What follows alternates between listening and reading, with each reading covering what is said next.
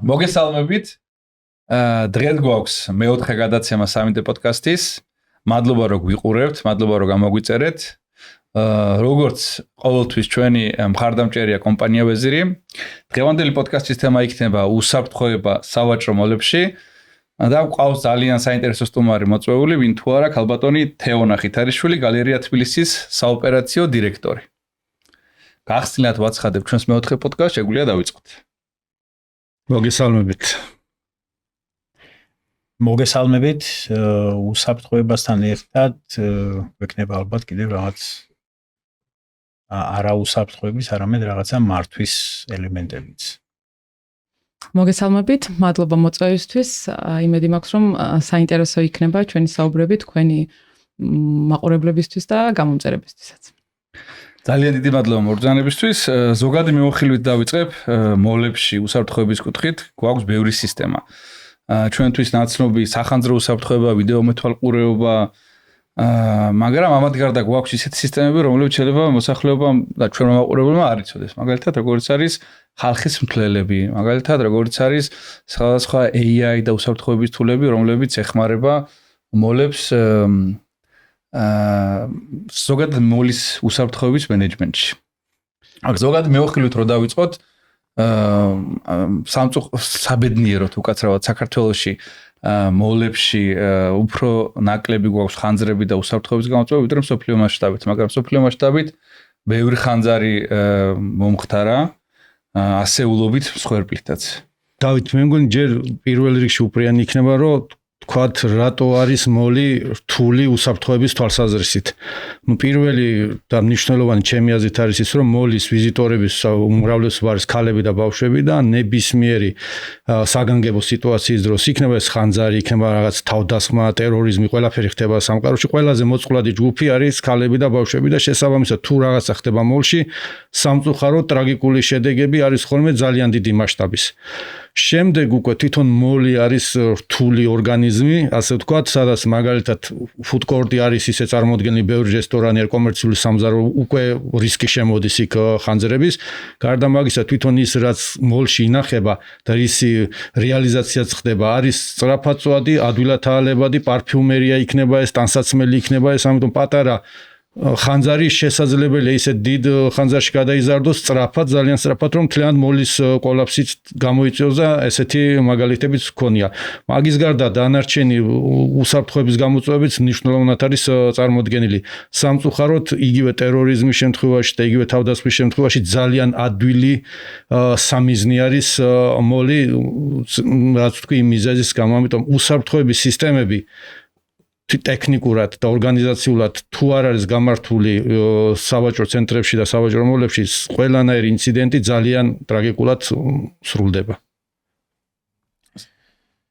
ნამდვილად მოლი ერთ-ერთი თულად სამართავი ობიექტია, რაც ეხლა დათო მახსენა სტუმრების კატეგორია არის რადიკალურად განსხვავებული, ქალები და ბავშვები კი ბატონო, მაგრამ ასევე არიან საკმაოდ ესეთი გამოუცდელი სტუმრები, არიან ჯგუფები, არიან ტურისტები, რომლებიც მხოლოდ პირობითად ესე ვთქვათ რა, დღეს მოვიდნენ და დღეს ნახეს, შეიძლება არც იციან ევაკუაციის გეგმა, ვინ საით უნდა გავიდეს, ეხლა პირობითად მე რომ მოლში მივდივარ, შეიძლება საქართველოში ვიცი ვთქვათ, საით გავიდე, როგორ მოიქცე, თუმცა ძალიან ბევრი ისეთი სტუმარი იქნება, ისეთი ტურისტი იქნება, რომელმაც რა ვიცი, მე პირადად ერთ-ერთ ახალ მოლში მანქანას ვეძებდი, კაიხანი საკუთარ მანქანას, იმიტომ რომ პირველი მოლი იყო და საკმაოდ დიდი მოლი იყო, ამიტომ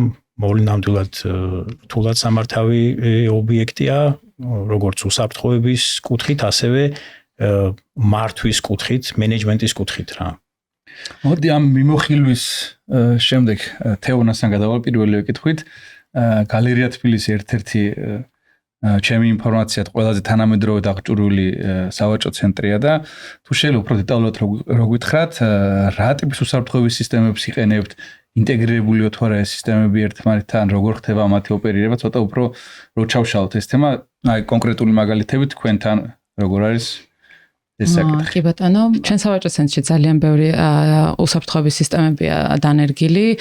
კონკრეტული უსაფრთხოების სისტემების დასახელებისგან თავშევი ყოფილი უსაფრთხოების ნორმებიდან გამომდინარე, თუმცა ზოგადად მოგახსენებთ რამოდენიმე მათგანს, რომელთაც აღჭურვილია სავაჭრო ცენტრი. მაგალითად, ჩვენ გვაქვს შეღწევის საწინააღმდეგო სისტემები, გვაქვს ვიდეო მეთვალყურეობის სისტემა, გვაქვს დაშვების კონტროლის სისტემა, გვაქვს ხანძარქრობის და სახანძრო სიგნალიზაციის სისტემები, გვაქვს ხალხის მთლელი სისტემები, პარკინგის სისტემები და ასე შემდეგ. და თქვენ კითხვას ინტეგრირებულია თუ არა ეს სისტემები ერთმანეთთან, დიახ, ეს სისტემები ერთმანეთთან ინტეგრირებულია და ეს ინტეგრაცია გვეხმარება ვმართოთ ეს სისტემები უფრო ეფექტურად საჭიროებიდან და გამომდინარე. თუმცა კი ყველა ეს სისტემა წარმოდგენილია ჩვენ სავაჭრო ცენტრში. ეს ინტეგრაცია გულისხმობს ერთი ფანჯრის პრინციპით, მაგალითად ვიდეო მეთვალყურეობა, დაშვების კონტროლი და შემდეგ ყველა ერთ პლატფორმაში გაქვთ ამოყრილი და პირობითაც სადღაც დაშვების კონტროლის ბარათი რო გატარდა თუ გაინტერესებთ, შეგვიძლიათ ვიდეო დასტური წაიღოთ იქიდან, ხო? რაღაცა თუ ხდება, ერთი სისტემიდან თუ შემოდის ალარმი, მეორე სისტემაც რეაგირებს შესაბამისად. დიახ, მაგალითისთვის შემიძლია მოგიყვანოთ შეღწევის საწინააღმდეგო სისტემის მაგალითზე, იმ შემთხვევაში თუ დისტანციურად მე ზონა ავიყვანე დაცვაზე, იმ შემთხვევაში თუ ამ ზონაში დაფიქსირდა მოძრაობა, ინტეგრაციის სისტემა გვაძლევს წამის მიასედებში ვიდეო გამოსახულებას იმ ზონაში დაფიქსირებულ მოძრაობის შესახებ. შესაბამისად, ოპერატორს, რომელიც მართავს ამ სისტემას 24/7-ზე, ეძლევა საშუალება დროულად მოახდინოს რეაგირება ამის საჭიროების შემთხვევაში.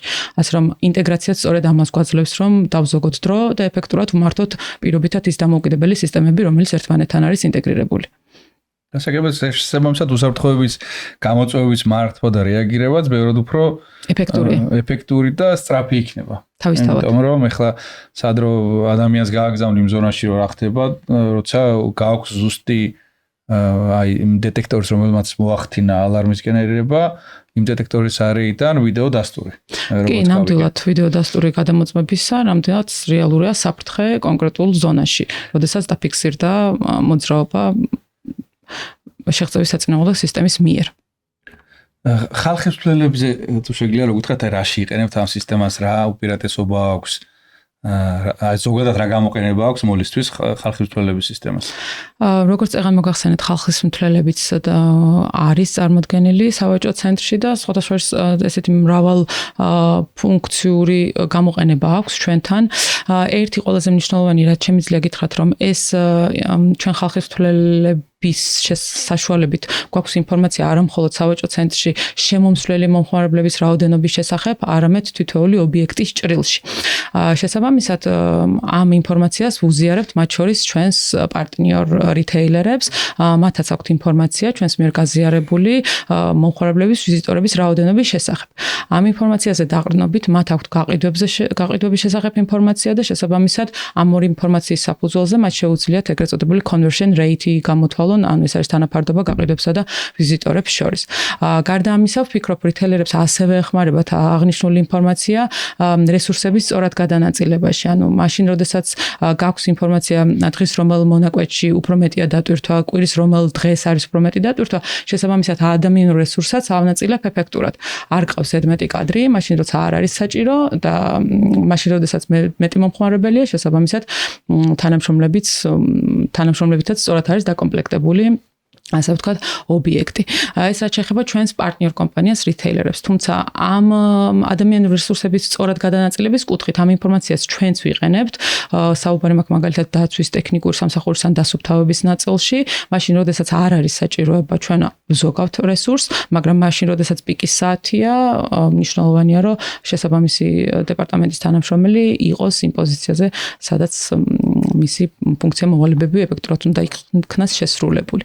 ეს ერთი ნაწილი რაც ადამიანურ რესურსებს ეხება, თუმცა არ შემიძლია არ აღვნიშნო მარკეტინგული დატვირთვა. ზოგს შეიძლება ეგონოს, რომ ადამიანის მცველები მხოლოდ მარკეტინგული დატვირთვით გამოიყენება, თუმცა ჩემი გადმოსახედიდან ასევე არანაკლებ მნიშვნელოვანია ადამიანური ფაქტორების სწორი გადანაწილება, თუმცა მარკეტინგის მიმართულებითაც ძალიან მნიშვნელოვანია, იმიტომ რომ ხალხის მთლელების მონაცემებზე დაყრდნობით ჩვენ შეგვიძლია სწორად დავგეგმოთ მარკეტინგული კამპანია და ასევე შევაფასოთ, რამდენად ეფექტური იყო კონკრეტული მარკეტინგული აქტივობა აი ამ მონაცემებზე დაყრდნობით. და საბოლოო ჯამში რაც აუცილებლად უნდა აღინიშნოს, არის ის, რომ ჩვენ როდესაც ვახორციელებთ ანალიზს, ჩვენ არ ვახორციელებთ ამას ინტუიციით, არამედ ეს ანალიზი ხდება უკვე ციფრებზე, ზუსტ ციფრებზე დაყრდნობით. და აქედან გამომდინარე ვფიქრობ, რომ ეს სისტემა ძალიან მნიშვნელოვან როლს თამაშობს და მოხარულები ვართ, რომ ჩვენ გვაქვს ნამდვილად ეს სისტემა ჩვენ სავაჭრო ცენტრში. ძალიან მაგარია. დავით, უსაფრთხოებას რო დავუბრუნდეთ, მიუხედავად იმისა, რომ 2026 წელია და ტექნოლოგიები ძალიან განვითარდა, სახანძრო უსაფრთხოება რჩება ძალიან დიდ გამოწვევად სავაჭრო მოლებში და რაღაც წარმოუდგენელი მიზეზების გამოც კი არის ხანძრები. სულ რაღაც წელს, მაგალითად პაკისტანში იყო დიდ სავაჭრო მოლში იყო ხანძარი, რომელსაც 80 ადამიანი შეეწირა და მიზეზი ხანძრის გამოწვევის იყო ხელოვნური ყვავილების მაღაზიაში ბავშვი თამაშობდა ასანთით. შემდეგ როდესაც მოეკიდა და ის ხელოვნური ყვავილები წარმოგიდგენიათ, ეხა სინთეტიკური მასალისგან არის და როგორ უცებ გავრცელდებოდა ხანძარი, მთელ შენობაში ხანძარი გავრცელდა კონდიცირებულ ვენტილაციის ჰაერსატარების საშუალებით და 80 ადამიანი დაიღუპა. ყვავილი გავრცელდა, ყვავილის გავრცელდა, ხანძარის გავრცელდა, პრობლემა კიდევ იყო ის, რომ სამუშაო საათები სრულდებოდა და საევაკუაციო გასასვლელების დიდი უმეტესობა უკვე ჩაკეტილი იყო, იმიტომ რომ ხალხი წინასწარ თანამშრომლების ადმინისტრაციული საერთო აი 5 წუთში 15 წუთში დავიკეტებით ეხლა და ჩამოიარა უკვე ადამიანმა ჩაკეტა და რაღაც 15 გასასვლელიდან 3 იყო მარტო თავისუფალი.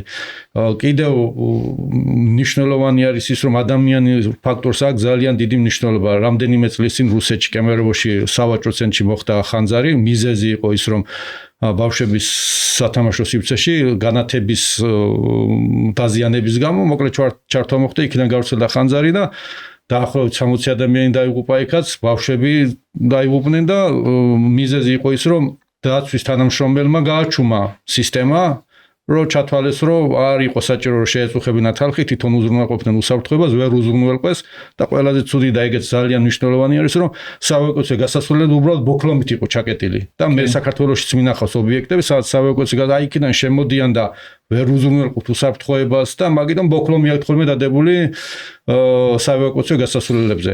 სახანძრო უსაფრთხოება ძალიან მნიშვნელოვანი არის და ძალიან ბევრი შემთხვევა არის განსაკუთრებით თუ მოლში ვრცელდება ხანძარი, მოლში არის ძალიან დიდი რისკები, იგივე პარფიუმერის მაღაზიები რო აიღოთ, ყველა სითხე იქ არის ადვილად აალებადი, ოთახის ტემპერატურაზეც კი წარმოიქმნება ორთქლი, რომელიც აალებადი არის. ტანსაცმელი, სხვადასხვა დეკორატიული ნაწარმი, ყველაფერი არის ძალიან სწრაფად წვადი, ამიტომ სახანძრო უსაფრთხოება უნდა იყოს უზრუნველყოფილი ისე დონეზე, რომ მისი გავრცელება ჰაერსატარებით, ანუ სტრუქტურულადაც თვითონ კომპლექსი დაგეგმარებული უნდა იყოს ისე, რომ ხანძრის გავრცელება არ ხდებოდეს, ტექნიკური სისტემები უნდა უზრუნველყოფდნენ მის უსაფრთხოებას.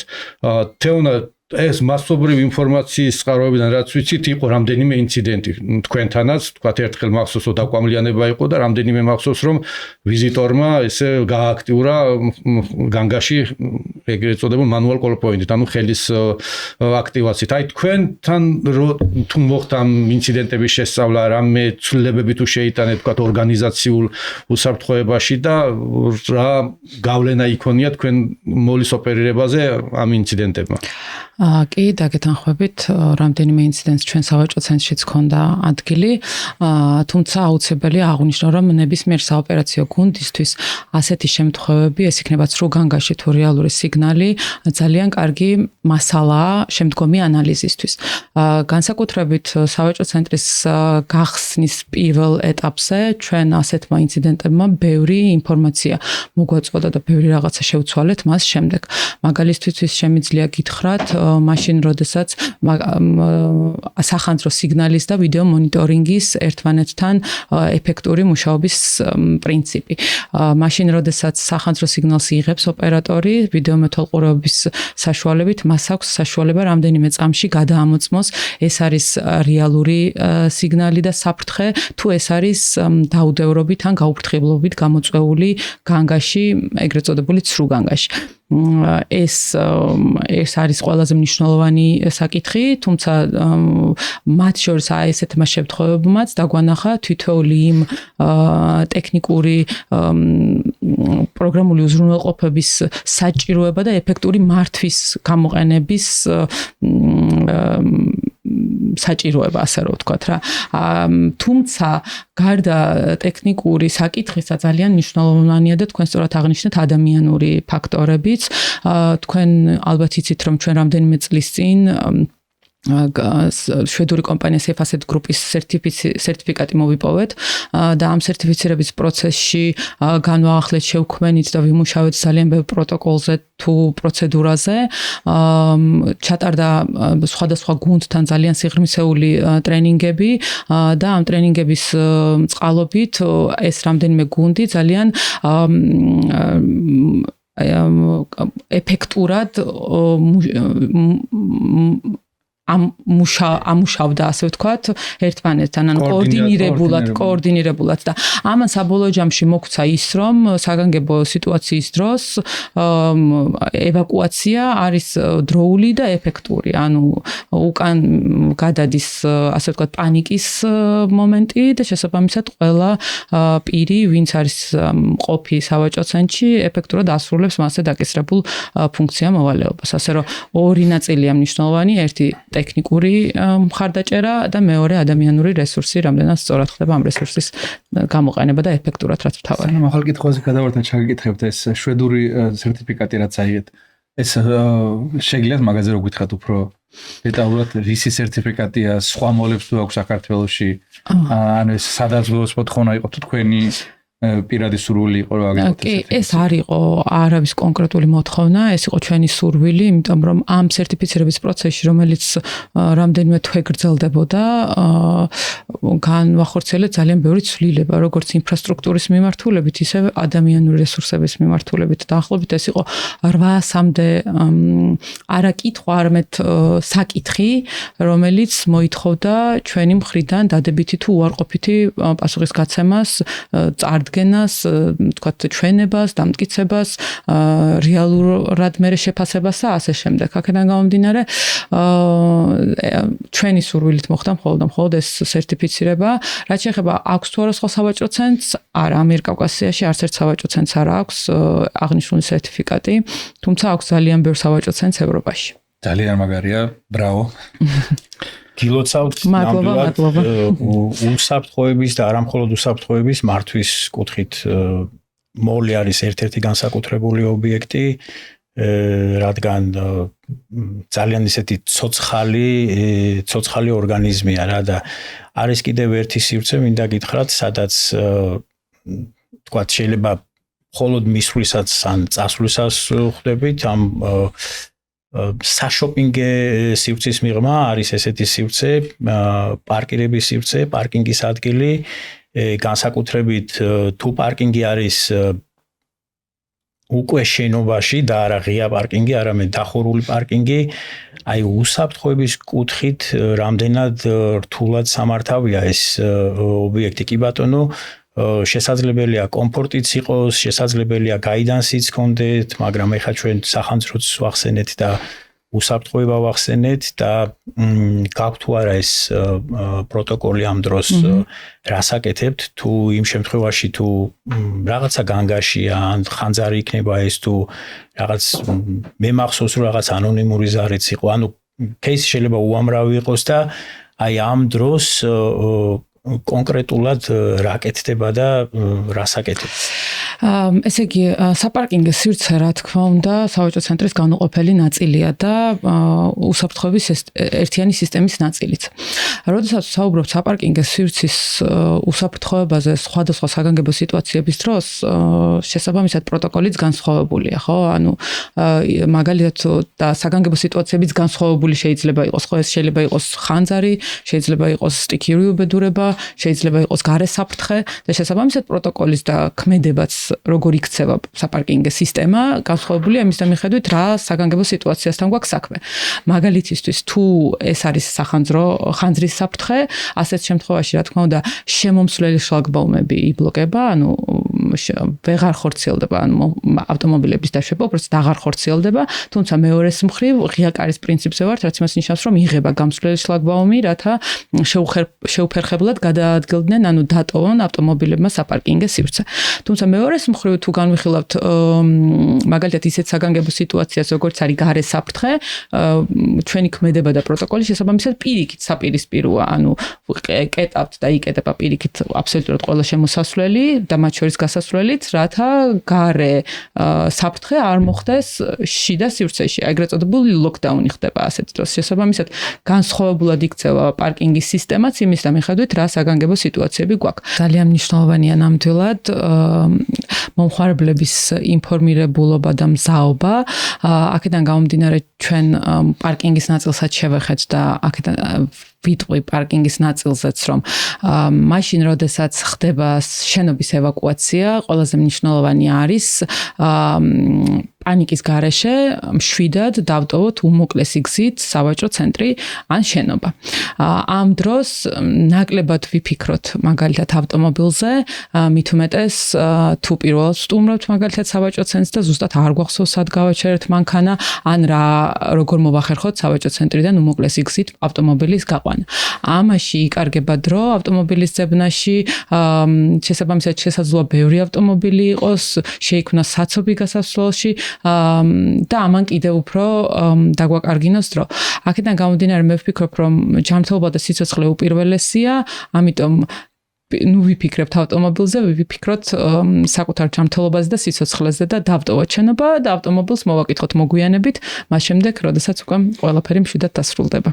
თეონა ძალიან მნიშვნელოვანი იყო, რომ ინფორმაციის მიღება რო შედურ კომპანიასთან თანამშრომლობით გააუმჯობესეთ შიდა პროცესები, განსაკუთრებით აღნიშნეთ, რომ ეს კოლაბორაცია ერთმანეთის თანამშრომლების რო იყოს და კოორდინაცია რო იყოს გაიზარდა და გააქვთ ხელშესახებად ხედავთ მაგას, რომ პროცესები უკეთესად მიდის. მე მაქვს შეკითხვა, რამდენად გაქვთ იგივე მიმართულებით აქტივობა, თქვათ, საგანგებო სიტუაციების დეპარტამენტთან, რომ გქონდეთ, თქვათ, სასწავლო განგაშები ან რაღაცა ტრეინინგი მათთან ერთად, რომ აი ეს კოორდინაცია, როდესაც თქვათ ხანძრის დროს მოდის სამაშველო ჯგუფი, მეხანძრები მოდიან და თქვენ მხრიდან თანამშრომლები ხდებიან, ინფორმაციის გაცვლა მოხდეს დროულად, კორექტულად, სწორად და აი ეს კოორდინირება რო უფრო გაიზარდოს. თუ გაქვთ ეგეთი რაღაცა პრაქტიკაში და თუ ხორთ განხორციელებული ან თუ გეგმავთ რომ ესეთი რაღაცა გააკეთოთ.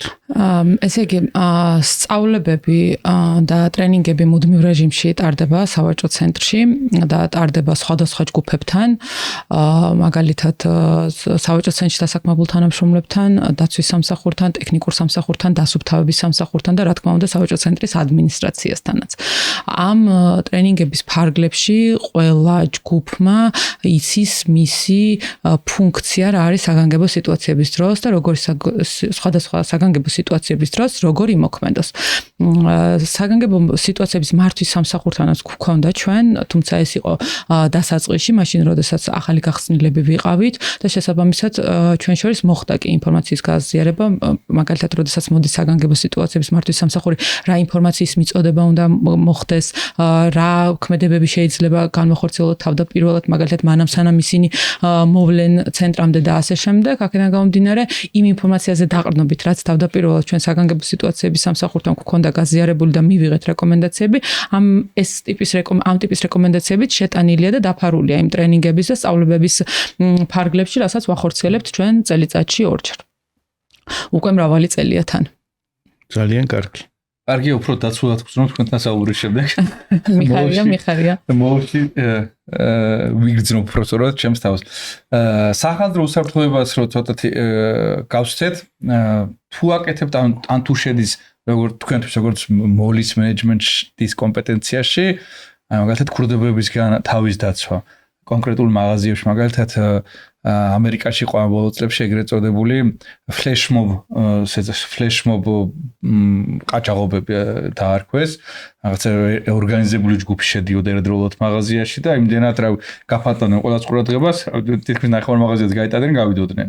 ორგანიზებულად 20-30 ადამიანი შედიოდა და თუ შედის თქვენს კომპეტენციაში, რომ კონკრეტულად მაღაზიების ყაჩაღობიდან თუ ეს შოფლიფტერები იქნება თაც შემდეგ თავის დაცვა და თუ კი შედის როგორ აკეთებ თავის მენეჯმენტს და პრევენციას? ასეთ გლობალურ ინციდენტებს, რასაც თქვენ აღწერდით, მართალი გითხრათ, ადგილი არ ქონია ჩვენ სავაჭრო ცენტრში. ახლა მცირედი ყაჩაღობები და ქურდობები თავისთავად ხდება ობიექტებზე. ჩვენ ამ შემთხვევაში რაც შეგვიძლია ერთი არის ის, რომ ერთხელ ქურდობაში დაიდენტიფიცირებული პირი მუდმივ კონტროლზე ყვავდეს აყვანილი მომავალში ვიზიტების, როდესაც განახორციელებს სავაჭრო ცენტრში და ამას ვახორციელებთ ჩვენ ვიდეო მეთვალყურეობის სისტემების საშუალებით თუ ცოცხალი დაცვის საშუალებით და რა თქმა უნდა თანამშრომლობთ უკვე შესაბამის უწყებებთან ასეთი მცირედი ყაჩაღობების და ქურდობების დროს. თუმცა ეს გლობალურ ჭრილში ასეთ ფაქტს ჯერჯერობით არ ქონია. იმედი არც ექნება ადგილი. ძალიან კარგი. კიდევ ერთი ასეთი მიმართულება არის, რომელსაც ძალიან დიდი მნიშვნელობა აქვს მოლში, ალბათ დაშვების კონტროლის სისტემა, იმიტომ რომ მოლში როგორც თქვენი მუდმივი სტაფი გყავთ, ასევე გყავთ დაქირავებული, დროებით დაქირავებული თანამშრომლები, სავარაუდოდ ისინი, ვინც სერვისს გიწევენ, აი მაგალითად დასუფთავების სამსახური ან რაღაცა ისეთი სერვისი, რომელიც ერთჯერადად გჭირდებათ, არიან დისტრიბუტორები და ასე შემდეგ. ძალიან რთული სისტემა უნდა იყოს წესით. და ასევე რაც ყველაზე მნიშვნელოვანი არის, უნდა იყოს ინტეგრირებული ეს რაღაც ეკოსისტემაში, თუნდაც იმ სახანძრო, ასე ვთქვათ, განგაშის დროს, იმისთვის რომ არ მოხდეს დაბრკოლება, დაუბრკოლებლად გავიდეს ადამიანი გარეთ, არ მოხდეს ვინმე ჩაკეტვა და ასე შემდეგ. ალბათ გაქვთ ეს განხორციელებული მოლში. კი, მოგეხსენებათ, სავაჭრო ცენტრი ძალიან ცოცხალი ორგანიზმია და აი პირობითად შეგვიძლია დავყოთ ორ სივრცეთ. ერთი სივრცე არის მომხმარებლებისთვის განკუთვნილი ზონა, ხოლო მეორე ზონა არის ეგრეთ წოდებული საოპერაციო სივრცე, სადაც განთავსებულია ისეთი დახურული სივრცეები, როგორც არის ტექნიკური ოთახები, საწყობები და ასე შემდეგ. შესაბამისად, აი ეს დაშვების სისტემა არის ეგრეთ წოდებული გამყოფი ამ ორ ზონას შორის რა. ჩვენ გვაქვს რა თქმა უნდა დაშვების სისტემა სავაჭრო ცენტრში და ძალიან ბევრ პროცესში გვეხმარება ეს დაშვების სისტემა. თქვენ წეგან აღნიშნეთ მაგალითად საევაკუაციო კარებები, რომელიც ბოქლომით იყო დაკეტილი და ეს მომხვდა, ასე ვთქვათ, იმიტომ რომ მაგალითად ნებისმიერი კარი შეიძლება დაიკეტოს დაშვების სისტემით, რომელიც გაიღება ხანძრის ან ევაკუაციის დროს, ხო? ანუ აქ ადამიანურ ფაქტორი არის გამორიცხული, აღარავის აღარ დაჭირდება ამ კლიტის ხელით გაღება. ეს ყველაზე მარტივი გამოსავალია და ყველაზე თვალსაჩინო მაგალითია მაგალითად დაშვების კონტროლის სისტემის. თუმცა დაშვების კონტროლის სისტემას ჩვენ ძალიან აქტიურად ვიყენებთ. მაგალითად, დაშვების კონტროლის მეშვეობით ჩვენ ვიცავთ ეგრეთ წოდებულ ისეთ სივრცეებს, რომელშიც არ უნდა მოხდეს გარეშე პირი, უნებლიეთ თუ შეგნებულად. მათ შორის, როდესაც მცდელობას აქვს ადგილი, ამაშიც გვეხმარება დაშვების კონტროლის სისტემა და ის ერთიანი პლატფორმა, როდესაც გენერირდება ალარმი, რომ შეღწევის მცდელობას აქვს, მაგალითად ადგილის ინტეგრაციის ერთი მაგალითი კიდევ. ასევე დაშვების სისტემა გვეხმარება ჩვენ შიდა რეგულაციების დაცვაში, მაგალითად ვინ როგორ რა მარშრუტით უნდა გადაადგილდეს რომელ საათებში და ასე შემდეგ, ამას ყველაფერს უმართავს ჩვენ დაშვების სისტემით და არ შემიძლია არ აღვნიშნო, ასე ვთქვათ, მას შემდეგ რაც სავაჭრო ცენტრი დაიკეტება, იწყება ეგრეთ წოდებული night operation-ი, რაც გულისხმობს მომარაგების საკითხს, რემონტის პროცესებს, დასუფთავების პროცესებს და აი ამ პროცესებს ყველაფერს ჩვენ დისტანციურად ვმართავთ დაშვების სისტემით ზუსტად. ანუ ჩვენ ვაღებთ ამკეტავთ დისტანციურად კარებს დაშვების სისტემის საშუალებით და ვაკონტროლებთ იმ პროცესებს და იმ გადაადგილებებს, რაც დაკეტილ მოლში ღამით ხდება. ანუ მაშინაც კი, როდესაც ბევრი პროცესი მიმდინარეობს დაკეტილ სავაჭრო ცენტრში, ჩვენ ვაკონტროლებთ ამ ყველაფერს როგორც სამეთვალყურეო კამერების საშუალებით, რა თქმა უნდა, ასევე დაშვების სისტემის საშუალებით. ამიტომ ძალიან დიდ როლს თამაშობს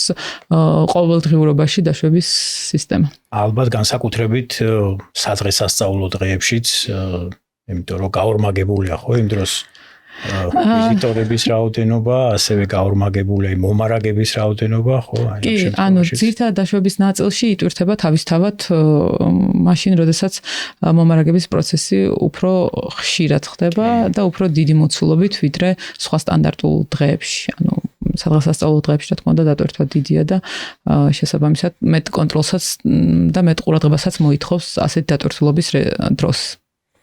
ზოგადად უსაფრთხოება არის 24 საათიანი. ნამდვილად. ხო, და ერთ დავძენ რომ 2024 წელს ვარშავაში დაიწყო დიდი სავაჭრო მოლი და გამოძიება მაჩვენა რომ რუსეთის დივერსია იყო ღამე 4-ის ნახევარზე, რამოდენიმე ადგილას ერთდროულად მოხდა შეგნებულად ხანძრის ცეცხლის გაჩენა. ამიტომ მთლიანად მოლის ოპერირება და უსაფრთხოება უზრუნველყოფილი ყოფილი უნდა იყოს 24 საათის განმავლობაში. ცოტა ჩვენს ეს გქონდეს როგორც ქვეყანას ასევე გალერეასაც რო გავხსნით, ზოგადად თანამედროვე ტექნოლოგიებიდან, თანამედროვე გამოწვევებიდან გამომდინარე, რა არის ყველაზე დიდი უსაფრთხოების გამოწვევა მოლებისთვის? ყველაზე მნიშვნელოვანად რას თვლით და როგორ შეიძლება ამ გამოწვევებიდან თავის დაცვა? როდესაც გამოწვევებზე ვსაუბრობთ, ეს ძალიან ესეთი დიდი და გლობალური თემაა და თქვათ კონკრეტულად ერთი ფაქტორის გამოყოფა გამიჭირდება, თუმცა შევეცდები მაგალითისთვის მოგიყვანოთ, მაგალითად კიბერუსაფრთხოება, ხო? თუ მაგალითად კიბერშეტევა ადრე გულისხმობდა ვებსაიტის გათიშვას ან კიბერუსაფრთხოება გულისხმობდა მონაცემების დაცვას, დღეს კიბერშეტევამ შესაძლოა შეაფერხოს ოპერირების პროცესი. აქედან გამომდინარე, მაგალითად კიბერუსაფრთხოება ფიზიკურ უსაფრთხოებასთან არის უკვე თითქმის გათანაბრებული. აი ეს შემიძლია უსაფრთხოების ნაწილში ვთქვა და მეორე ალბათ ეს იქნება დღეს სოციალურ სამყაროში ცრუ ინფორმაციის გავრცელება ძალიან დიდ ცრუ ინფორმაციის გავრცელებამ შეიძლება დიდი გავლენა მოახდინოს სავაჭრო ცენტრში მყოფ პირებზე. და შესაბამისად საოპერაციო და საკომუნიკაციო გუნდებისთვის ძალიან მნიშვნელოვანი ამ ცრუ ინფორმაციასთან დროული ბრძოლა, ასე ვთქვათ, და კრიზისული სიტუაციის სწორად მართვა. აი ეს არის ალბათ მეორე მიმართულება, რასაც გამოვყოფთ. გამოწვევად. დავით, ეხლა დღეს რასაც საუბრობთ, ხო, ყველა საგანგებო სიტუაცია მიდის ევაკუაციამდე, ხო? და ერთ პატარა საკითხსაც შევეხოთ განსაკუთრებით ჩვენ წარსულში ქონდა შეხება მაგ საკითხთან დაკავშირებით. ეფექტური ევაკუაციისთვის აუცილებელია, რომ საგანგებო ხმოვანი შეტყობინების სისტემა, ან გახმოვანების სისტემა, ან public address-ი გნებავთ მუშაობდეს გამართულად და გარდა იმისა, რომ იქ რაღაცა ხმის დონე უნდა იყოს შესაბამისად, სტანდარტებში ცალსახად გაწერილი არის, რომ გარჩევადობა ხმოვანი შეტყობინვარითი განსხვავდება იგივე სირენისგან და მონოტონური სიგნალისგან, იმიტომ რომ ის გაძლევს შენ ინსტრუქციას, როგორ უნდა მოიქცე და რა უნდა გააკეთო და მხოლოდ ის, რომ შენ რაღაცა გესმის, ეგ არ არის საკმარის იმის, რომ ადამიანმა აღიქვას და კარგად გაიგოს ის შეტყობინება და სტანდარტში დიდი ხანი არის გაწერილი პარამეტრები, მეთოდოლოგია და გაზომვის საშუალებები მაგ ყველაფერს როგორც NFPA 72-ში ისევ ევროპულ სტანდარტში EN 54-ის 32 ნაწილში და მნიშვნელოვანი იქნება და ალბათ რჩევა იქნება მოლების ადმინისტრაციისთვის და მეპატრონეებისთვის, როდესაც აკეთებენ გახმოვანების სისტემას, აუცილებლად გაითვალისწინონ და მოსთხოვონ დამპროექტებელსაც, შემსრულებელსაც და ტექნიკურ სამსახურსაც, რომ გახმოვანების სისტემის გარჩევადობა, ინგლისურად ქვია speech transition index, რომელიც იზომება, გაზომვადია და სტანდარტი მოითხოვს, რომ 0.5 უნდა იყოს, რომ ამისი შემოწმება როგორც პროექტირების დონეზე, ისე ინსტალაციის და შემდეგ გადაბარების დონეზე ხდებოდეს, იმიტომ რომ კარგად გარჩევადი შეტყობინებები უზრუნველყოფენ სწრაფ და ეფექტურ ევაკუაციას. ხო, არა მარტო მოლებში, მაგრამ განსაკუთრებით მნიშვნელოვანი არის გარჩევადობა საგანგებო სიტუაციების დროს, როდესაც პირობითად გამოცხადდა სახანძრო განგაში, ავტომატურად იყოფი ადამიანების 95%-ში პანიკა ჩნდება და პანიკურად ტოვებს ყველა ერთად აწყდება გასასვლელს და ასე შემდეგ და განსაკუთრებით მაშინ არის მნიშვნელოვანი ეს გარჩევადობა, მაგრამ ამასაც რო დავანებოთ, პირობითად აეროპორტის გამოცხადების სისტემებში მქონია, რომ რაღაცა საცხადებს არ მესმის. არ რაღაცა ლაპარაკობს გესმის, მაგრამ კონკრეტულად რაც უნდა მოისმინო და გაიგო, რაც გეუბნება, ის არ ისმის, იმიტომ რომ სადღაც დაზოგეს ორი დინამიკი, ასე ვთქვათ, მიაკლეს და არ გააკეთეს. ბატონო, მარტო ხმის დონე არ უზრუნველყოფს გარჩევადობა და სტანდარტში პირდაპირ წერია, რომ თანაბრად განაწილებული ხმა უზრუნველყოფს კარგ გარჩევადობა და სტანდარტი პირდაპირ გვირჩევს, რომ ჯობია ბევრი და დაბალ სიმძლავრეზე მომუშავე ხმამაღალი მოლაპარაკე გამოიყენო, ვიდრე რამდენიმე და მაღალ სიმძლავრეზე. ხმის დონე კი იქნება, მაგრამ განსაკუთრებით ევაკუაციის დროს ადამიანს არ უნდა ჭირდებოდეს დინამიკთან მივიდეს და კარგად მოусმინოს რა ხდება. ხმა და განსაკუთრებით ეს შეტყობინება უნდა ისმოდეს ეს ევაკუაციის განხორციელების პროცესში ყველგან ნამდვილად რომ მოხდეს სწრაფი და ეფექტური ევაკუაცია. აი, მაგას მინდა ხაზი გავუსვა, რომ ერთი დიდი დინამიკი ვერ ანაცვლებს 5 პატარა დინამიკს. რაც არ უნდა დიდი დინამიკი იყოს, იმიტომ რომ მისი ხმის გარჩევადობა არ უზრუნველყოფს დინამიკის სიმძლავრე. ნამდვილად. და სამწუხაროდ გალერია თბილისის რა თქმა უნდა ცალსახად არიხება, იმიტომ რომ ვიცი რა აყენია თქვენთან და მე პირადადაც მოვისმენია თქვენთან სხვადასხვა მესიჯები, მაგრამ სამწუხაროდ არის ბევრი ორგანიზაცია, ვინც ფიქრობს, რომ პირობითად რა თქმა უნდა 5-6 ვატიანი და 30 ვატი ჯამში, აგერ 100 ვატიანს დავაყენებ და უკეთესი ხმა იქნება, უფრო დიდი ხმა იქნება, მაგრამ არ უზრუნველყოფს ეს. დათოსთან მექნება შეკითხვა, დავით, რამდენად მნიშვნელოვანია ამის წინასწარ დაგეგმვა, წინასწარ პროექტირება და ეს დიზაინის ფაზაზე გათვალისწინება მე კი არ მოერგო როგორც დინამიკებით და ასე შემდეგ, არამედ ეს წინასწარ გააკეთო ეს ყველაფერი. უსაფრთხოებას რაც შეეხება ყველაფრის სტანდარტი არსებობს. ჩვენთან სახანძრო სტანდარტი ცნობილი არის, ვიცით ყველა მეტნაკლებად, მაგრამ სახანძროს გარდა გახმოვანებასაც დიდი ნაწილი უკავია NFPS 72-ზე ცალკე კიდე ანექსი დამატებითი თავი აქვს, სადაც ეს ყველაფერი განსაზღვრულია. რა თქმა უნდა, ეს ყველაფერი უნდა ხდებოდეს დიზაინის დონეზე. სტანდარტი გვეუბნება მარტივი, ეგრეთ წოდებული პრესკრიპტივ მეთოდოლოგია არსებობს, ხმამაღალი მოლაპარაკეებს შორის ვთქვათ 6 მეტრზე მეტი დაცილება არ უნდა იყოს.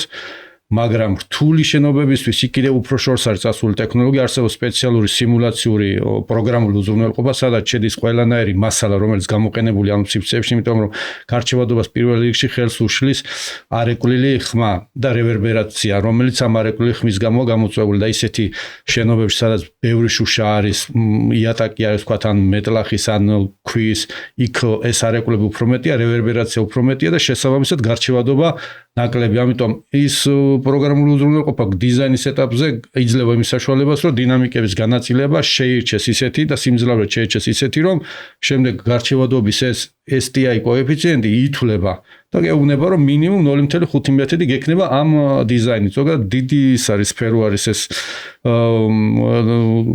ევაკუაციის სისტემები და ხმოვანი ევაკუაციის სისტემები, რომელსაც რა ვიცი, სამწუხაროდ ჩვენთან არც თუ ისე დიდი ყურადღება ექცევა და უკეთესი იქნება, რომ დიზაინის დონეზევე მოითხოვონ ხოლმე და პროექტის ტექნიკურ დავალებას ჩადებული უნდა იყოს, რომ გარჩევადობა უნდა შეესაბამებოდეს სტანდარტის მოთხოვნებს. ერთი საკითხით შესაბამისად შემდგომში რაღაცის გადაკეთება, ვთქვათ, კორიდორის ან ოთახის და ასე შემდეგ პირდაპირ არის დაკავშირებული ამ ხმის გავრცელებასთან და რადგან წინასწარ არის ნაანგარიში, აი მაგალითად მე აქ შუშა მქონდა და შუშა არ მინდა, რაღაცა კედელი მინდა, ანუ შემდგომში წინ დაგხვდება შთანთქმელ ზედაპირები კარგი არის, შთანთქმელი და არა ამრექლის ზედაპირები, ამრექლის ზედაპირები ცუდია. ესეც გასათვალისწინებელი მომენტია. გახმოვანებასთან დაკავშირებით მეც ვიტყვი ორ სიტყვას. თქვენ სწორად აღნიშნეთ, რომ დინამიკების რაოდენობაც ძალიან მნიშვნელოვანია და მნიშვნელოვანია რატო, ხო? რომელ სართულზეც სავაჭრო ცენტრის რომელ კუთხეშიც რა სივრცეშიც არ უნდა იმყოფებოდეს პირი, აუცილებელია და მნიშვნელოვანია, რომ ესმოდეს როგორც ბიპინგის სისტემა, ისე გახმოვანების სისტემა. იმიტომ რომ მომხმარებელმა არ უნდა ჩათვალოს, რომ საინფორმაციო უხმობს ვინმეს რაღაცა მიზნით და უნდა გაირჩეს აუცილებლად, რომ ეს აუცილებლად სახანძრო განგაშია და მოგვიწოდებს ეს ხმა, რომ დავტოვოთ უმოკლესი გზით, თქვათ მაგალითად ამ შემთხვევაში სავაჭრო ცენტრი. და მეორე, რასაც აუცილებლად მინდა ხაზი გავუსვა, ეს არის ფონური მუსიკა. იმიტომ რომ სახანძრო განგაშის დროს დაუშვებელია და ეფექტს დაკარგავს ეს ხმოვანი შეტყობინება იმ შემთხვევაში თუ პარალელურ რეჟიმში ჩვენ მუსიკაც გვესმის. მაგალითად, ამ შემთხვევაში შეიძლება იყოს მაგალითად მაღაზიის ან ობიექტის, ხო?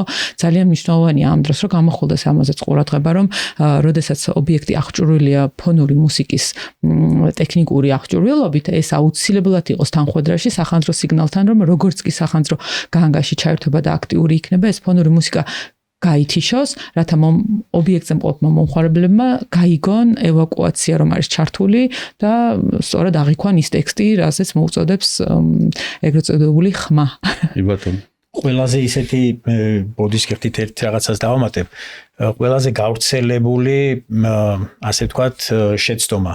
ხშირია ხოლმე რომ რახან ფონური მუსიკა აქვს ხშირად კლიენტს გონია რომ რახან ფონური მუსიკა აქვს და შეუძლია რომ ამით რაღაცა მუსიკა დაუკრას აფიქრობს რომ შესაძლებელია გაუშვას ასე ვთქვათ ხმოვანი შეტყობინებაც განგაშის დროსაც და ნებისმიერ დროს ალბათ ესეც ცოტა ისეთი შეცდომაა ხო ფონური მუსიკა საევაკუაციო სისტემას ვერ ცვლის მაგრამ საევაკუაციო ეს public address სისტემა შესაძლებელია გამოყენებული იყოს და არა პირიქით კი, იმიტომია რა სტანდარტები შესაბამისად არის, იმიტომ რომ იქ როგორც დიზაინს, ისე ყველა მოწყობილობას თავის სტანდარტი გააჩნია და აუცილებლად ჩვენს მიმართულებით თუ გამოიყენება საგანგებო სიტუაციაში ევაკუაციის ის სისტემა EN54 სტანდარტის შესაბამისად უნდა იყოს ყველა მოწყობილობა და შესაბამისად დიზაინით სისტემის. და რა თქმა უნდა, ზუსტად მაგ მივდიოდი დავით, რომ როგორც წესი ფონური მუსიკის კონკრეტულად განკუთვნილი რო არის ფონური მუსიკისთვის ამ სისტემებს არ აქვს ეს EN54 სერტიფიცირება და შესაბამისად არ არის არც მიზანმიმართული და არც სტანდარტით გათვალისწინებულად სწორი რომ ეს სისტემები იყოს გამოყენებული სახანძრო ევაკუაციის დროს. კი ბატონო. თუმცა ბევრი არსებობს EN54 სერტიფიცირებული ფონური მუსიკის სისტემები და წარმოებლის პირდაპირ აქვს EN54 ეს რა ქვია music კი ბატონო, მუსიკისთვისაც რომ ხმაც ისეთი აქვს, რომ მუსიკისთვისაც გამოიყენებ. აი ეგრეთ წოდებული იმისთვის არის შექმნილი, რომ დამკვეთებს ამ პირობითად როგორც გალერეა თბილისში ამ მსგავსი ტიპის დამკვეთებს არ მოუწიოთ ორი სხვა სისტემის შეძენა. იმიტომ ფონური ხა იმეთია რომ სახანძრო ევაკუაციის სისტემა არ უზრუნველად გჭირდება, მაგრამ ფონური მუსიკა ყოველდღურად გჭირდება. ეს იქნება სასტუმრო, იქნება სავაჭრო ცენტრი, იქნება თუნებისმიერ მსგავსი ტიპის ობიექტი. ფონური მუსიკა ისეთი რაღაცა რომ შედიხარ შეიძლება განწყობას კომფორტს ქმნის. რა განწყობას ქმნის, კომფორტს ქმნის და სხვათა შორის იყენებენ კიდევ ამ განწყობას სხვა ობიექტები სხვადასხვანაირად და ამასაც კვლევებს ატარებენ რომ რა მუსიკა მაგალითად ჭამას განდომებს, ყიდვას განდომებს და ეს ზემოქმედებენ ჩვენზე. ანუ მარკეტინგულადაც იყენებენ მარკეტინგულ მიზნებისთვის გამოიყენებენ. ცოტა სხვა კუთხით რო წავიდეთ, ახლა სოფლიოში არის AI ბუმი. ყველაფერი AI-ზე საუბრობს. კომპანიები, რომლებიც რაღაცა ირიბათ პირდაპირ დაკავშირებული არის AI-სა მათი სტოკების პასებით ასტრალში გავიდა, იმიტომ რომ ყველაფერი AI-ზე არის გადართული. აი სავაჭრო ცენტრის კუთხით ან თქვენ თუ იყენებთ AI-ს, ან რა AI სისტემები არსებობს, რომელიც ეხმარება უსაფრთხოების უზრუნველსაყოფად, ან კონკრეტულად სავაჭრო ცენტრის მენეჯმენტის უფრო ეფექტურად წარსამართად. ამიტომ რომ ვიცი რომ მაგალითად არის ვიდეო მეთვალყურების კუთხით AI სისტემები, რომლებიც აკეთებს ეგრეთ წოდებულ heatmaps. პირობითად კონკრეტულ მაღაზიებში როცა დააყენებენ ის ვიდეო მეთვალყურების სისტემა აძლევს მაღაზიას ინფორმაციას რომელ თაროზე უფრო მეტად მიდის ადამიანი, რომელ კუთხეში უფრო მეტი ადამიანი მოძრაობს, ზუსტად ან სრული ამ სიტყვის მნიშვნელობით heatmaps უსახავს, რომ სადაც უფრო წითელია, უფრო მეტი ადამიანია, სადაც მწვანეა და შეუძლია შემდეგ გადაალაგოს თავისი პროდუქცია. ასე ყველას გვინახია საქართველოში მე მგონი ჯერ არ არის, მაგრამ სულად ავტომატიზებული მაღაზიები, სადაც შეგიძლია შეხვიდე, შენ თვითონ აიღო, ჩაალაგო, გადაიხადო ყოველგვარი კონსულტანტის გარეშე. აქაც ვიდეო სისტემები და AI სისტემები გვეხმარება, რომლის საშუალებითაც სისტემა ავტომატურად ხვდება რა პროდუქტი ავიღე მე, რა ღირებულების იყო თუ რა წონს იყოს და ასე შემდეგ. ხო არ გააქვთ ამ კუთხით რაიმე საომავლო გეგმები რო დანერგოთ, ან უკვე ხო არ გაქვთ რაიმე თქვა სისტემები დანერგილი. მაშინ, როდესაც სავაჭრო ცენტრი შენდებოდა და ინერგებოდა ეს ტექნოლოგიური ინფრასტრუქტურა სავაჭრო ცენტრში, მაშინ სამწუხაროდ ეს ხელოვნური ინტელექტი ესე ფართოდ გავრცელებული არ იყო. ამ ეტაპზე ხელოვნური ინტელექტის მიერ მართული ტექნიკური ინფრასტრუქტურა ჩვენთან წარმოდგენილი ჯერჯერობით არ არის. თუმცა ვფიქრობ, რომ მომავალში ალბათ ამას ვერავინ ვერ გაექცევა, იმიტომ რომ ჩემი გადმოსახედიდან ამ ეტაპზე რა თქმა უნდა ხელოვნური ინტელექტი არ ანაცვლებს ადამიანურ ფაქტორებს და სრულად ალბათ ბოლომდე მგონია რომ ვერც შეანაცვლებს, თუმცა ხელოვნური ინტელექტი დაგვეხმარება მომავალში ვიყოთ უფრო მეტად ეფექტურნი, მაგალითად ვთქვათ, თუნდაც ენერგოეფექტურობის კუთხით. თქვენ რაც აღნიშნეთ, უსაფრთხოების მიმართულებითაც ხო არსებობს დღეს ახლა მაგალითად კამერა, რომელიც მაღაზიის შესასვლელთან რაღაცა გარკვეული რაოდენობა წუთების განმავლობაში გაჩერებულ მომხმარებელს აკვირდება უსაფრთხოების თვალსაზრისით მაგალითად, ხო? აქედან გამომდინარე, ამას გვერდს ვერ აუვლით ალბათ მომავალში. ჩვენ მხოლოდ ასეთ ტიპის წინწასულ ტექნოლოგიებს მივესალმებით, იმიტომ რომ ასეთი ტიპის ტექნოლოგიები კიდევ ერთხელ უფრო მეტად გვეხმარება ეფექტურად და უფრო უსაფრთხოდ იყოს მართული სავაჭრო ცენტრი. უსაფრთხოების კუთხით ალბათ ერთ რამის დავამატებდი, წეღანის კამერა ახსენეთ, რომელიც ასე ვთქვათ, რამდენიმე წუთის განმავლობაში ერთ ადგილზე ვინც არის გაჩერებული, იმის იდენტიფიცირებას ახდენს. ყოველ შემთხვევაში რაღაცა სიგნალი მაინც შემოვა, ხო, რომ ალარმი რომ ვიღაცა გაჩერებულია. ალბათ დიდი გამოწვევა ექნება ვთქვათ, მიტოვებული ბარგი, ხო, რაღაცა მიტოვებული ჩანთა. ასევე პირობითად რა, დაკარგული ბავშვი, რომლის აღმოჩენაც შესაძლებელი არა მხოლოდ კამერების გადართვით, არამედ ამ ვიდეო ანალიტიკის ან რაღაცა AI-ის მეშვეობით. კი, ასეთ შემთხვევაში, ხელით კი აღარ მიყვები და ეძებ, ასე ვთქვათ, მაგალითად დაკარგულ ბავშვს, ხო? სისტემა თვითონ გაძლევს ანალიტიკის საშუალებით ინფორმაციას, ეს კონკრეტული მაგალითად პირი სად იმყოფება ამ დროისთვის, ან იმყოფება თუ არა სავაჭრო ცენტრში. ეს ხელოვნური ინტელექტი ზუსტად აქეთკენ მიდის, რომ ჩვენ გაგვიმარტივოს საქმე, ისევ ოპერატორი ზის სამართავ პულტთან, ისევ ოპერატორის მეშვეობით ხდება მაგალითად პოვნა, მაგრამ ინფორმაციას უკვე დროულად და ეფექტურად აწვდის სისტემა. რა შეგიძლიათ ურჩიოთ როგორც თქვენ ვიზიტორებს, ასევე ჩვენს მაყურებელს, აი იმ შემთხვევებისთვის თუ თქვათ აღმოაჩინეს რაღაც ბარგი მიტოვებული, ან თქვათ დაკარგეს ბავშვი, როგორ უნდა მოიქცეს ადამიანი, რომელმაც ვერ იპოვა ბავშვი, სადღაც ან ბავშვი გაჩერდა, ჩამორჩა, ან გაიქცა. ასეთ შემთხვევაში მომხმარებელს მივცემ რეკომენდაციას, რომ იპოვოს იმავე სართულზე მყოფი დაცვა, ან მიმართოს საინფორმაციო სამსახურს, რადგან სართულებზე განთავსებული ფიზიკური ცოცხალი დაცვები ერთმანეთში ინფორმაციას ცვლიან რაციების საშუალებით, ხოლო ვიდეომეტაყურეობის სისტემაზე ოპერატორი კამერების საშუალებით ეძებს შესაბამისად იმ პირს, ვთქვათ, ვინც დაიკარგა, ვისაც ეძებენ, ან ნახულობს ნივთს, ვინმე სხვა არ დარჩა ეს ნივთი. და პლუს ამას საინფორმაციო სამსახური აცხადებს სავაჭრო ცენტრში იმ შემთხვევაში, თუ ვინმე იკარგება, რომ მაგალითად ყოფილა ჩვენთან შემთხვევები, როდესაც თავად ბავშვი მოუყვანია დაცვას და გამოგვიცხადებია მშობლის სახელი და გვარი, რომ ის ელოდება. მაგალითად ბავშვი დაკარგულა, უპოვია დაცვის თანამშრომელს, დაცვის თანამშრომელი მისვლა ჩვენ საინფორმაციოსთან, ჩვენ საინფორმაციოს გამოუცხადებია მშობლის სახელი და გვარი და შესაბამისად საინფორმაციოს უპოვიათ ერთმანეთს, საინფორმაციოსთან უპოვიათ ერთმანეთი. ეს რაც ზოგადად, როდესაც მხოლოდ ბავშვის დაკარგვაზე არ არის, შეიძლება ორი მეგობარი ერთმანეთს აცდეს, ვერ დაუკავშირდეს და არის ხოლმე ესეთი შემთხვევები, როდესაც ერთმანეთს ეძებენ. რაც შეეხება დაკარგულ ნივთს, პრინციპში ასევეა, თუ დაკარგეს ნივთი, ასევე უშუალოდ დაცვას მივმართავთ და დაცვას უნდა მიმართოს მომხმარებელმა და შესაბამისად კამერების საშუალებით გადავახვიოთ ბოლოს სად ქონდა მაგალითად ვინმე მხوارა იყო ამასობაში და ასე შემდეგ. თუ უშუალოდ რამე დაკარგული ნივთი იპოვა, ასეთ შემთხვევაშიც დაცვას მივმართავთ, რომ ყველა ის უსაფრთხო სტანდარტი იყოს დაცული, რომ არ იყოს რაიმე საფრთხის შემცველი ეს ნივთი პირველ რიგში და შემდგომ თუ რაღაცა საფრთხე არ ახლავს ამ დატოვებულ ნივთს, ან შეიძლება დაკარგულ ნივთს, შესაბამისად მე დაცვის სამსახური ინახავს, მანამ სანამ მაგალითად ამ ნივთს არ გამოუჩნდება მფლობელი.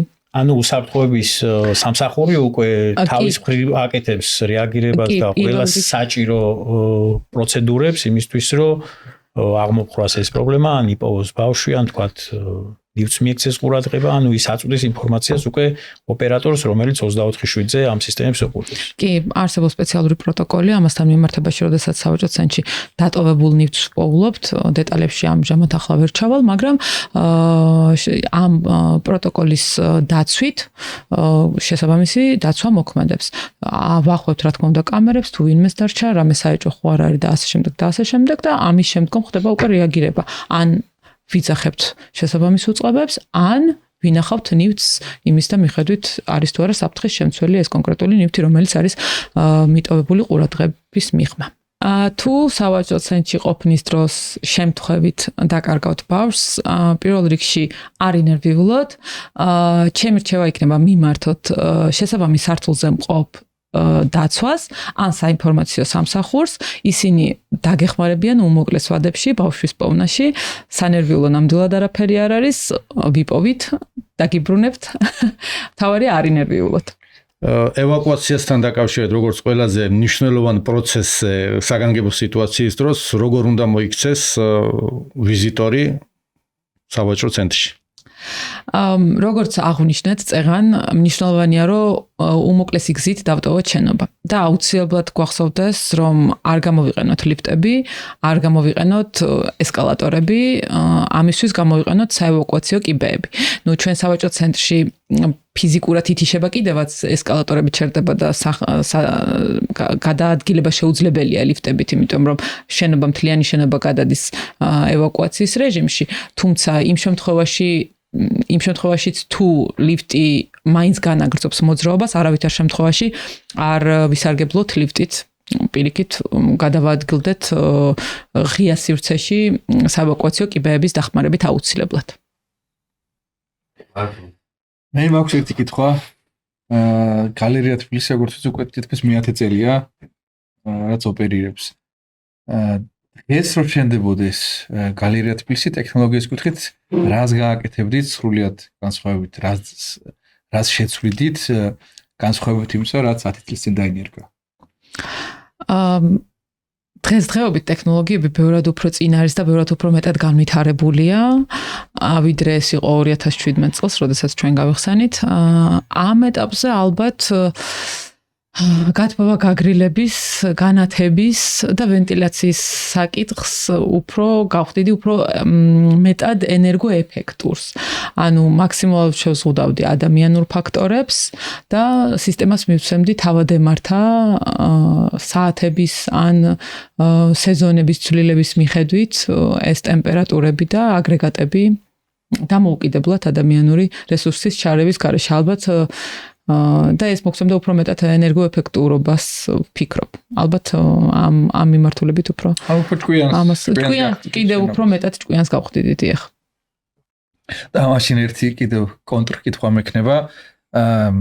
მე რაც ვიცი, მინიმუმ 2 ახალი მოლის პროექტი თუ მშენებლობა მიმდინარეობს თბილისში, აი მსხვილი ობიექტს მაქვს საუბარი, პატარებს არ საუბრობ. თქვენ რა რჩევას მიცემდით ქართულ ბიზნესმენებს, ქართულ დეველოპერებს, რომლებსაც სურთ რომ სავაჭრო ცენტრი გახსნათ? ესე იგი მე ვურჩევდი რომ ძალიან კარგია ლამაზი ფასადი და ლამაზი არქიტექტურის სავაჭრო ცენტრი, თუმცა ვურჩევდი რომ ინვესტიცია ჩადონ, ასე ვთქვათ, შენობის ინტელექტში. იმიტომ რომ ტექნიკურად თანამედროვე და ფუნქციურად გამართული სავაჭრო ცენტრი ბევრად უფრო მეტად უსაფრთხოც არის, უფრო ეკონომიურიც არის და უფრო მომგებიანიც არის და კონკურენტუნარიანიც, ასე ვთქვათ. აქედან გამომდინარე, ალბათ უფრო ვურჩევდი რომ ჩადონ ინვესტიცია ტექნოლოგიებში. მე მგონი ძალიან საინტერესო გადაცემა გამოგვივიდა. ჩემთვის პირადად ბევრი ახალი რამე მოვისმინე. კიდევ ერთხელ დიდ მადლობას მოგიხდით ჩვენთან მობრძანებისთვის. თქვენ კი მოგიწოდებთ, მოგვეცით мотиваცია, გამოიწერეთ ჩვენი არხი, დაგვისვით კითხვები, რა იქნება თქვენთვის საინტერესო თემები ჩვენი ვიდეოს ქვევით კომენტარების ველში დააკომენტარეთ. დაელოდეთ ჩვენს ვიდეოებს, დაელოდეთ ჩვენს ახალ გადაცემებს და ჩვენც ვეცდებით, რომ მაქსიმალურად თანამედროვე და ახალი ინფორმაცია მოგაწოდოთ უსაფრთხოების და ტექნოლოგიების გამოწვევების შესახებ. დიდი მადლობა სტუმრობისთვის და უსაფრთხოდ ბრძანდებოდეთ. დიდი მადლობა თეუნა დღევანდელი სტუმრობისთვის და მადლობა ჩვენს მაყურებელს, ვინც თვალს გვადევნებს, ჩვენი გვერდი გამოიწერა, ვისაც ჯერ კიდევ არ გაქვთ გამოწერილი, გირჩევთ რომ გამოიწეროთ. მადლობა ყველას. მადლობა მოწვევისთვის. მე ვფიქრობ, რომ ნამდვილად საინტერესო საუბარი შედგა და წარმატებებს გისურვებთ.